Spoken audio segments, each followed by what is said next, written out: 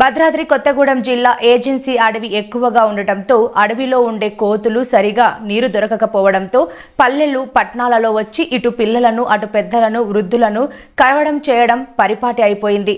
దీనికి తోడుగా ఇళ్లలోని వస్తువులను చిందరవందర చేసి ఇంట్లో ఉన్న వ్యక్తులను కరిచి భయభ్రాంతులకు గురి చేస్తున్నాయి.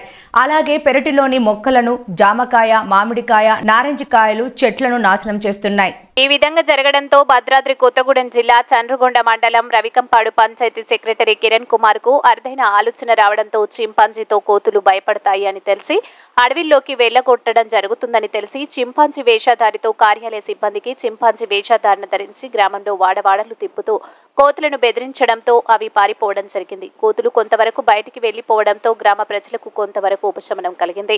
పంచాయతీ సెక్రటరీ కిరణ్ కుమార్ కు వచ్చిన ఆలోచనతో గ్రామస్తులు అభినందించడం జరిగింది.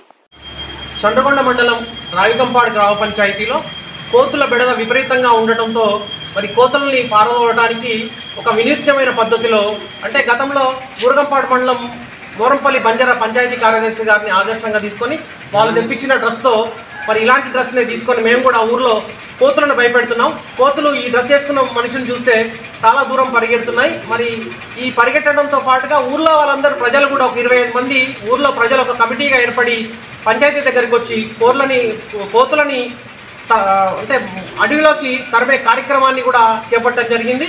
మరి గ్రామ పంచాయతీకి ప్రజల సహకారం, ప్రజలకి పంచాయతీ వారి సహకారం అందిస్తూ ఈ కోతుల బెడదని శాశ్వతంగా పరిష్కరించడం కోసం ఒక వారం రోజుల పాటు ఇదే విధంగా కోతుల్ని అడవిలోకి వెళ్ళగొట్టే కార్యక్రమాన్ని రావికంపాడు గ్రామ పంచాయతీ నుంచి నిర్వహిస్తున్నాం.